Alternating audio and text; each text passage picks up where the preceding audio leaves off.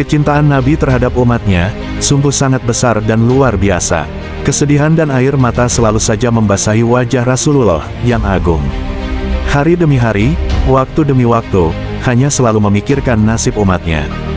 Bahkan kerisauannya berlanjut hingga hari kiamat nanti. Hingga suatu ketika Ali bin Abi Thalib bersama istrinya, Fatimah, mengunjungi Nabi, tetapi beliau tampak sedang menangis penuh kesedihan. Melihat keadaan mertuanya itu, Ali berkata, "Wahai ayahku, wahai Rasulullah, apa yang membuat engkau menangis?" Nabi bersabda, "Pada malam aku diisrakan ke langit, aku melihat umatku dari para wanita yang sedang mengalami berbagai macam siksaan yang pedih di neraka. Dan saat ini aku teringat dengan keadaan mereka itu sehingga aku menangis." Ali bertanya lagi, "Wahai Rasulullah, siksaan seperti apakah yang diperlihatkan kepada engkau terhadap wanita-wanita itu?" Masih dengan wajah yang diliputi kesedihan, Nabi menyebutkan satu persatu keadaan 9 kelompok wanita-wanita yang mengalami penyiksaan tersebut. Sebagai sesama wanita, Fatimah merasa terenyuh dengan azab yang menimpa kaumnya itu. Kemudian ia berkata, "Wahai ayahku, pelipur lara hatiku, beritahukanlah kepadaku, apakah yang dilakukan oleh para wanita tersebut?" Rasulullah bersabda, "Wahai Fatimah, sekelompok wanita yang disiksa dengan cara digantung dengan rambutnya, dan otaknya dalam keadaan mendidih. Selama hidup di dunia mereka ini tidak pernah menyembunyikan, menutup rambutnya dari laki-laki lain, yang bukan suami atau mahramnya. Dan ia tidak pernah bertaubat sampai akhir hidupnya." Kemudian Nabi menjelaskan lebih lanjut, sekelompok wanita lainnya disiksa dengan cara digantung dengan lidahnya, tangannya dikeluarkan dibelenggu di punggungnya, kemudian dituangkan aspal panas di tenggorokannya. Selama hidup di dunia, mereka ini sangat senang menyakiti hati suaminya dengan lidahnya. Mereka ini mati sebelum meminta maaf kepada suaminya dan bertaubat kepada Allah, dan suaminya dalam keadaan tidak ridha tidak memaafkan kepadanya.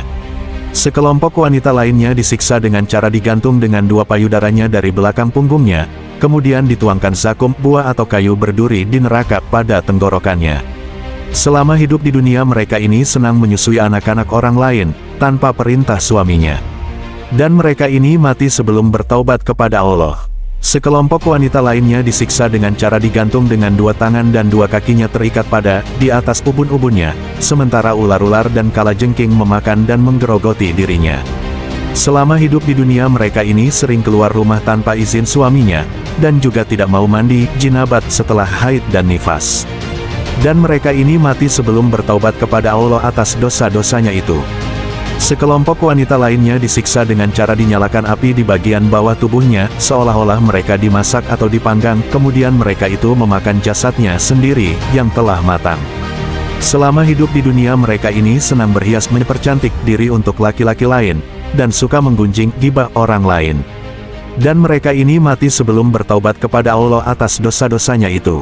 Sekelompok wanita lainnya disiksa dengan cara wajahnya dijadikan hitam legam, dan mereka memotong-motong tubuhnya dengan gunting api, kemudian memakan usus-ususnya sendiri.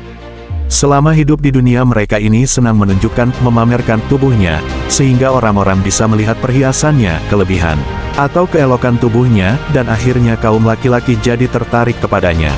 Dan mereka ini mati sebelum bertaubat kepada Allah atas dosanya itu. Sekelompok wanita lainnya disiksa dengan cara dimasukkan ke dalam peti api, dalam keadaan tuli, bisu dan buta, kemudian otaknya keluar, mengalir lewat hidungnya. Bau tubuhnya lebih busuk daripada orang yang berpenyakit kusta dan lepra. Selama hidup di dunia mereka ini sebenarnya mampu melaksanakan salat dan puasa, tetapi mereka tidak mau melaksanakan keduanya, tidak berwudu, dan juga tidak mandi jinabat.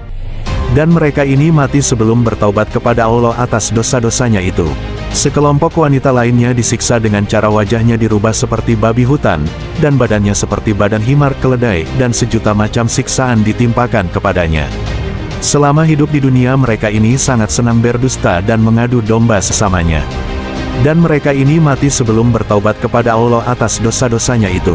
Sekelompok wanita lainnya disiksa dengan cara tubuhnya dirubah seperti anjing, kemudian ular-ular dan kalajengking masuk melalui mulut dan kemaluannya, serta keluar dari duburnya. Sementara itu satu malaikat memukul kepalanya dengan pemukul dari api. Selama hidup di dunia mereka ini senang membuat fitnah dan menyebarkannya, serta seringkali membuat jengkel suaminya. Dan mereka ini mati sebelum bertaubat kepada Allah atas dosa-dosanya itu, dan suaminya pun tidak ridha kepadanya. Mendengar penuturan Nabi tersebut, Fatimah ikut menangis, sedih bercampur takut, kemudian memohon perlindungan Allah untuk tidak terjatuh pada dosa-dosa tersebut. Sekian, terima kasih.